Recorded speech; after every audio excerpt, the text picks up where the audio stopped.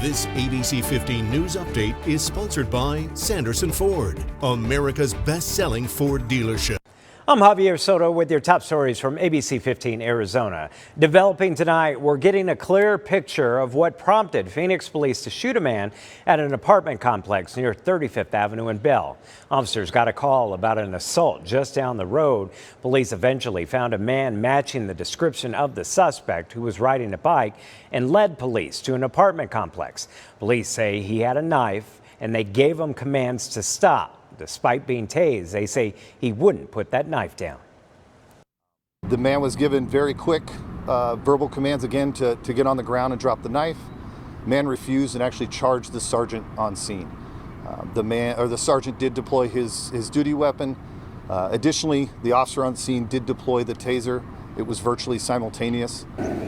That man is currently at the hospital. We're told he's in stable condition. This marks the 24th Valley police shooting this year, 5 ahead of last year at the same time. For context, we had 19 at this point last year, 18 in 2021, 15 in 2020, and 17 in 2019. Developing tonight, the Maricopa County Board of Supervisors met today to discuss 2 vacancies in the state legislature. One of the seats is open because Republican Liz Harris was expelled last week. The other because Democrat Raquel Teran resigned from her seat to focus on her run for Congress. Their replacements have not been named yet, and today's meeting was just to go over the appointment process. In tonight's Operation Safe Roads report, repairs are now underway to fix Arizona roads damaged during the winter. The $50 million in pavement preservation projects came after ABC 15 viewers reached out to our Operation Safe Roads team looking for help. The money will go to 32 projects to resurface stretches of highway, mostly in northern Arizona with the worst pothole problems. Right now, you can sign your kids up for the City of Phoenix summer camps. Registration is open for camps at 13 locations across the city. The day camps run Monday through Friday and cost anywhere from $60 to $80 per week. For more information, head to the city's website.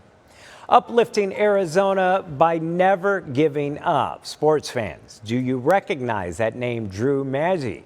The Brophy grad went on to make his mark as a Sun Devil baseball player with a go-ahead postseason home run in 2010. Do you remember this? He then got drafted by the D-backs, but he's never played in a major league game, spending the last 13 years in the minors.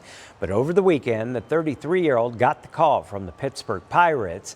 Here's what he said about following your dreams and never giving up.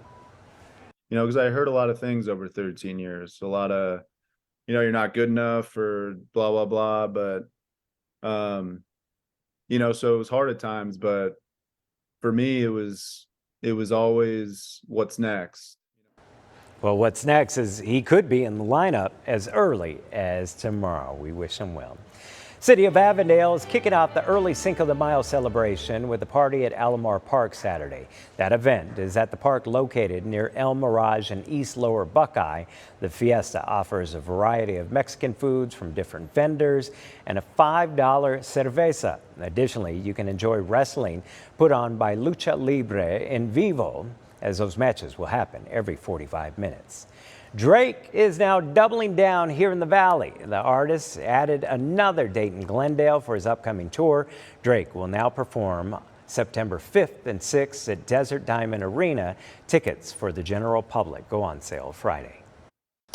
I'm Chief Meteorologist Amber Sellens, tracking your forecast tomorrow as we pick up more breezes across the valley and across much of the state as well. Temperatures starting out in the 60s and afternoon highs peaking in the lower 90s as some cooler air moves in with these winds. For the valley, they'll be coming in out of the west at 10 to 20 miles per hour, gusts near 30.